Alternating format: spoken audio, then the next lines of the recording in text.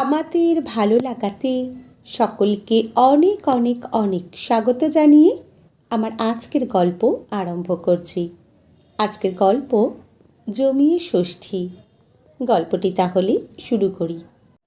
মা, বলছি তো এবার আর আমাদের জামাই ষষ্ঠীতে যাওয়া হবে না।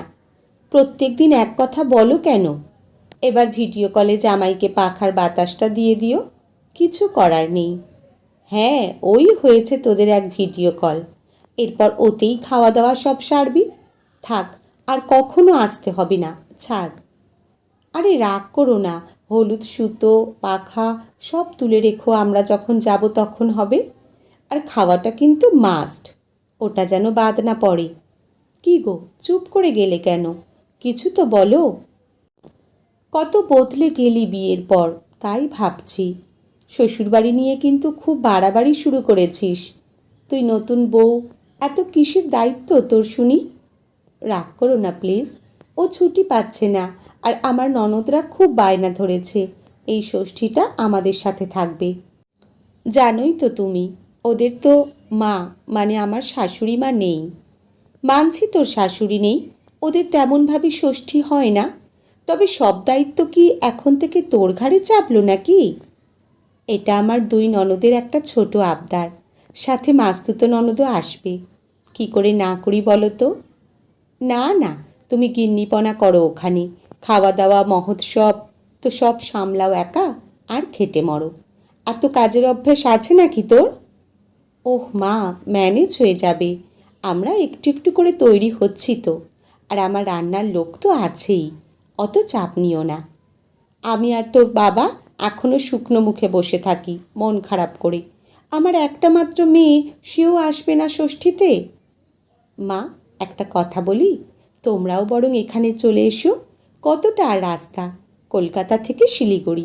চলে এসো মা, পুরো জমে যাবে ব্যাপারটা। একদম নেই আমি ওই সব হুজুকে, চোখের সামনে বসে দেখতে পারবো না আমার মেয়েটা খেটে খেটে মরছে। আচ্ছা, ভেবে দেখো একবার, বাবাকে বলো।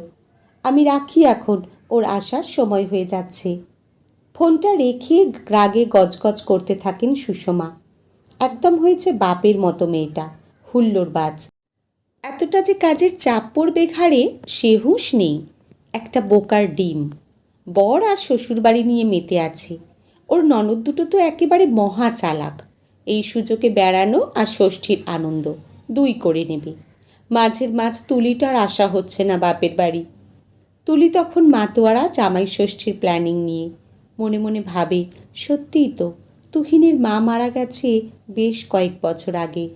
ও বিয়ের পর শাশুড়ির আদর পায়নি। নন্দাইদের তেমনভাবে আনন্দই আর হয় কোথায়?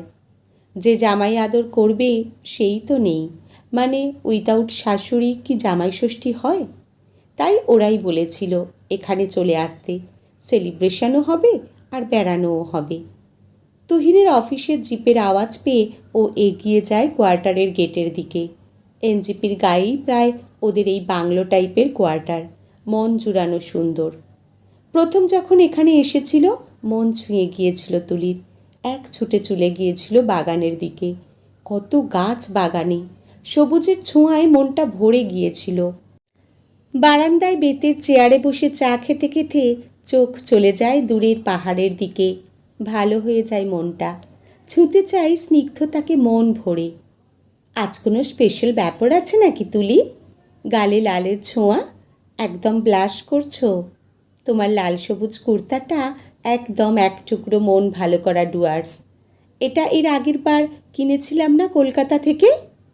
এই যে, আজ কি সব ট্রেন রাইট টাইমে চলছে নাকি?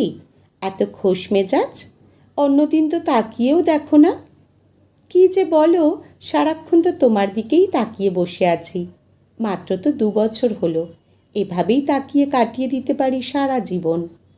কাছাকাছি বসে বিকেলের পড়ন্ত বেলায় চা খেতে খেতে অনেক প্ল্যানিং হয়ে যায় দুজনের। এই শোনো না, মা কিন্তু খুব রাগ করছে, মায়ের একদম মুড অফ। সত্যি গো, আমারও কিন্তু খুব মনে হচ্ছে গতবারের মেনুগুলোর কথা। উফ, এই পেটুক, তাহলে ওদের না করে দাও। কি তাই করবে? আরে ধুস, আমি জামাই ষষ্ঠী মিস করছি ঠিকই, কিন্তু ওরা সবাই আসবে, এটা ভীষণ এক্সাইটিং। তাহলে এই উইকেন্ডে শিলিগুড়ি থেকে ওদের জামা কাপড়গুলো কিনে ফেলি। পাশের বাড়ির মুনিয়া বলছিল ওখানে একটা ভালো বুটিক আছে। একদম মহারানী, আমার কার্ড তো আছেই, চলে যাও না একদিন মুনিয়াকে নিয়ে। তা হচ্ছে না মিস্টার ফাঁকিবাজ, তোমাকেই যেতে হবে সাথে। তুমি কি গো আমাকে একা ছেড়ে দেবে? না, সত্যিই একা ছাড়া যায় না। সুন্দরী মিত্তি বউটা আমার, মজা করছিলাম জাস্ট। আসলে বুটিকগুলোতে একটা মেয়ে মেয়ে ব্যাপার আছে তো, তাই একটু হেজিটেট করছিলাম। সত্যি উইকেন্ডটা দারুণ কাটলো ওদের। নর্থ বেঙ্গলে এই সময় বর্ষার আনাগোনা শুরু হয়ে গেছে। সবুজে সবুজ প্রকৃতি, তার মধ্যে লম্বা লম্বা ছাতা সবার হাতে। বৃষ্টি ধোয়া রাস্তাগুলো ঝকঝক করছে। এর মধ্যেই ওরাও বেশ গুছিয়ে কেনাকাটা করলো। এই শোনো, এবার জামাইদের পুরো জামাই সাজিয়েই ছাড়ব। কি সুন্দর কালার্ড ধুতিতেও কোঁচায় হালকা স্টিচ, আর তার সাথে মিক্সড অ্যান্ড ম্যাচ পাঞ্জাবি। শাড়িগুলোও বেশ হয়েছে, তাই না? একদম লাভ বার্ডস ড্রেস। ছবিতে খুব ভালো লাগবে। 3 পেয়ার্স অফ মে অ্যান্ড জামাই, সো নাইস। ইস, শুধু তোমারই ষষ্ঠীর সাজগোজটা আমার দেখা হলো না। তোমার জন্য পছন্দ করে একটা শাড়ি আর মা বাবারটাও কিনে ফেলো। মা বাবারটা পরে কিনলেও হবে, আমি তো এক্ষুনি যাচ্ছি না। কিনে ফেলো এখনই, বারবার আসা হয় না। মাকে ছবিটা পাঠিয়ে দিও, মা খুশি হবেন। খুব রাগ হয়েছে, অবশ্য হওয়াটাই স্বাভাবিক। শপিং করে খেয়ে দিয়ে আসতে বেশ রাত হয়ে যায়। মনটা সত্যি আজ খুব ভালো লাগছে তুলির। শপিং করতে কার না ভালো লাগে, তারপরেই এতগুলো শাড়ি নিজের পছন্দে কেনা, সত্যি খুব এক্সাইটিং ব্যাপার। সবগুলো পেয়ার করে গুছিয়ে রাখছিল। রিমঝিম বর্ষাতে তুহিন তুলিকে কাছে টেনে জানলার পাল্লাটা খুলে দেয়। এক ঝাপটা ভিজে হাওয়া আর বৃষ্টির মিষ্টি আবেশে বড় কাছাকাছি ওরা দুজন। তুমি স্টেশনে যাবে তো? আমি আর যাচ্ছি না, এদিকে অনেক কাজ। ইস, ওরা গতকালই আসতে পারতো। একদম, নাকি আজ না এলে এসেন্সটা জমবে না। আমি বেরোচ্ছি বুঝলে, তোমার এদিকে সব ব্রেকফাস্ট রেডি তো? হ্যাঁ গো, মলিনাদি আর ওর বোন সামলাচ্ছে সবটা। আলুর দম, ছোলার ডাল সব রেডি। এলেই গরম গরম ফুলকো লুচি। তুলি বারবারই বারান্দায় বেরোচ্ছে ঢুকছে। তুহিন জানালো দার্জিলিং মেল 8 ঘন্টা লেট আছে। উফ, সত্যি খুব এক্সাইটেড লাগছে। এর মধ্যেই স্নান সারা হয়ে গেছে তুলির। জিপের শব্দ কানে আসতেই দৌড়ে যায় গেটের কাছে। ওদিক থেকে আওয়াজ আসে, বৌমণি আমরা এসে গেছি গো। মাতিয়ে তোলে ওর ছোট ননদ আর নন্দায়, মিলি আর সিদ্ধার্থ। সবাই একে একে নামছে, কিন্তু এ কি? চোখটা একবার কচলে নেয় তুলি। সবার শেষেই গাড়ি থেকে নামলো যারা, তাদের দেখে। কি দেখছে এটা? স্বপ্ন নাকি? মুখে একটা শুকনো হাসি মাখিয়ে নামছে ওর মা, আর হৈ হৈ করে নামছে ওর বাবা আর শ্বশুরমশাই। তোমরা কাল যখন বললাম কিছু বললে না তো? হাসতে হাসতে বলল ওর বাবা। আর বলিস না, তৎকালে টিকিট কেটে বেয়াই আমাদেরকে পুরো হাইজ্যাক করে তুলে আনলো। আরে তুলি মা, আমাকে টানলো মেয়েরা, আমার তো আসার কথাই ছিল না।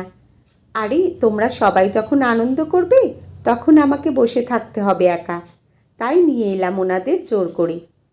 মা বাবাকে দেখি এক রাশ আনন্দে মনটা উড়ে গেল ফুরফুর করে তুলির। কিন্তু মায়ের মুখটা যেন একটু গোমড়া। যাক, ম্যানেজ হয়ে যাবে আস্তে আস্তে। আয়োজন দেখি সবাই তো পুরো মুগ্ধ, একদম খাবার জন্য রেডি। শুধু ওর মা বাগড়া দিল আজ ষষ্ঠীর দিন, আগে পুজো তারপর অন্য কথা।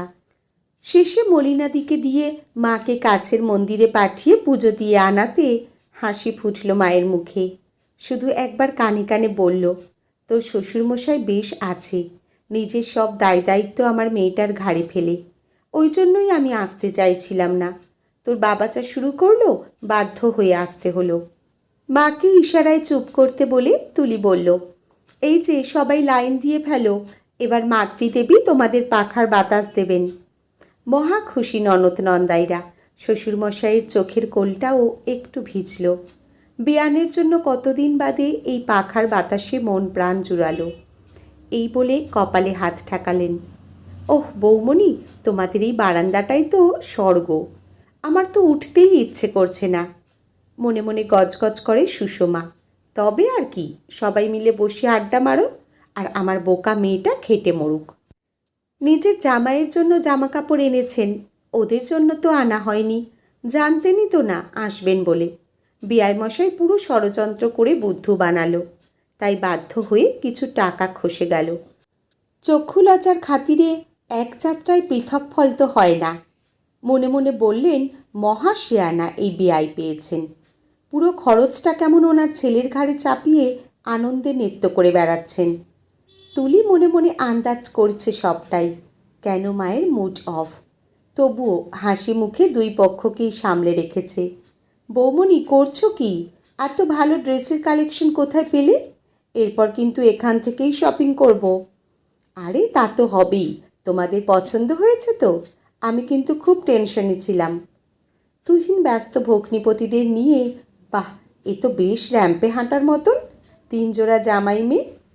সিদ্ধার্থ আওয়াজ দেয়, আরে দাদা 3 নয় 4, আর মাসিমা মেসোমশাইকেও দারুণ লাগছে।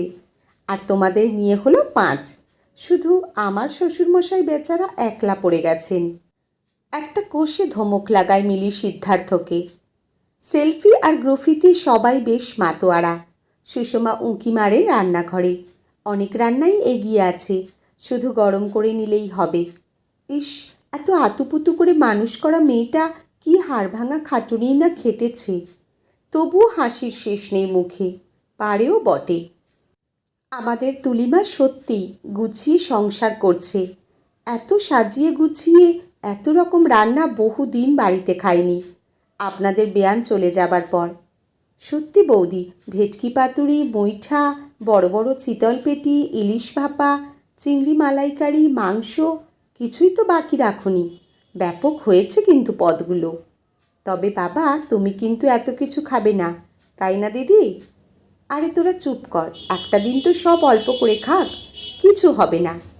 এই তো পারমিশন পেয়ে গেছি আমার ছেলের। কোথা দিয়ে যে 2 দিন কেটে গেল হই হই করে বোঝাই গেল না। শুধু সুষমারই মনটা খচখচ করতে লাগলো মেয়েটার জন্য, আর রাগ হলো বিআইয়ের ওপর। বিয়ের সময় বুঝেছিলেন খুব চালাক ভদ্রলোক, মিষ্টি কথায় লোক ভোলান, আসলে একদম কিপ্টের ডিম। জামাই ষষ্ঠীতে বেশ নিখরচায় কাটিয়ে দিলেন। বারান্দায় বসে সবাই হৈ হৈ করে গল্প করছে বিকেলে। মলিনাদির তৈরি পকোড়া আর চায়ে পুরো জমে গেছে আসর। হঠাৎই ওর শ্বশুরমশাই বলেন, আমার সাথে তুইনের একটা প্ল্যান হয়ে গেছে, সবাই চট করে গুছিয়ে নাও, কাল কিন্তু আমরা দার্জিলিং যাচ্ছি। একদম পাক্কা। তুহিন গাড়ি ঠিক করে ফেলেছে, ফোন করেছিল। ওর ননদরা শুনে তো একেবারে বাবাকে জড়িয়ে ধরে, বাবা তুমি এত কিছু পারো, আমরা তো ভাবতেই পারছি না। তাহলেই বোঝো তোমাদের বাবা কি করতে পারে। আসলে মনটা তো মরেই গেছিল তোদের মা চলে যাওয়ার পর। বেয়ানকে দেখে আবার এনার্জি পেলাম। আপনি তো মহা মজা করেন দাদা, সত্যি না এলে খুব মিস করতাম। শুধু একটু লজ্জা পেল সুষমা। পরের দিন ফুল ব্যাটালিয়ান একদম সেজে গুজে বেরিয়ে পড়ল সকালে। সত্যি এ যেন এক উপরি পাওনা। মাঝে মাঝেই একটু করে গাড়ি থামিয়ে চা বাগানের সামনে ছবি তুলছে ওরা সবাই। নন্দাইরা আওয়াজ দিচ্ছে, প্রজাপতিরা এবার উঠে এসো, দেরি হয়ে যাচ্ছে। ফ্লাক্সের চা আর স্ন্যাক্স খেতে খেতে কুয়াশা কেটে এগিয়ে চলে ওদের জিপটা।